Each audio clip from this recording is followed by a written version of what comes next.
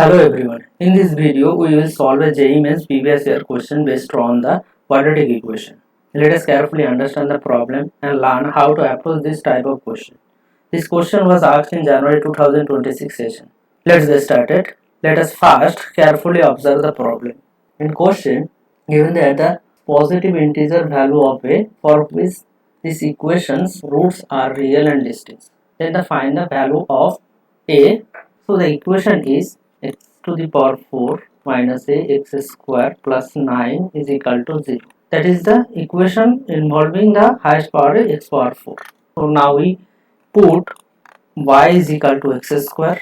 Then this equation convert to a quadratic equations, that is quadratic equation of y, that is y square minus a y plus 9. And this equation, given equation, our roots are real and distinct. So when we find this equation root, the roots are real and positive and distinct. So suppose y1, y2 are the roots of these equations. So for all the four roots of the original equation to be real and distinct, we need first one is y1 and y2 are real. Second thing is y1, y2 must be positive. And third is y1 not equal to y2, that is two values are distinct.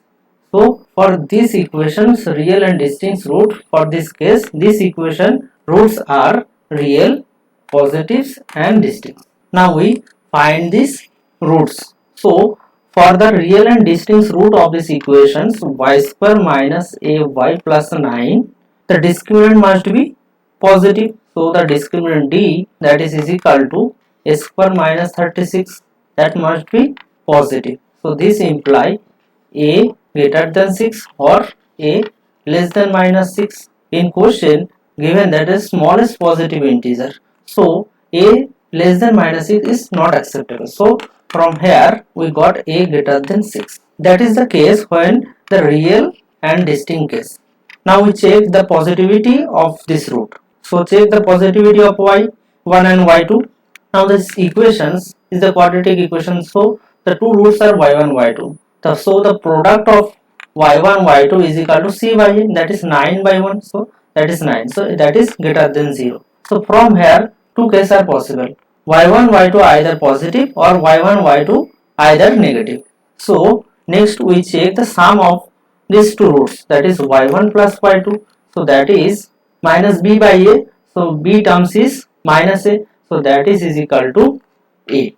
And question given that a is positive integer, so that is greater than 0. So the two roots are positive, so therefore we got the roots are positive.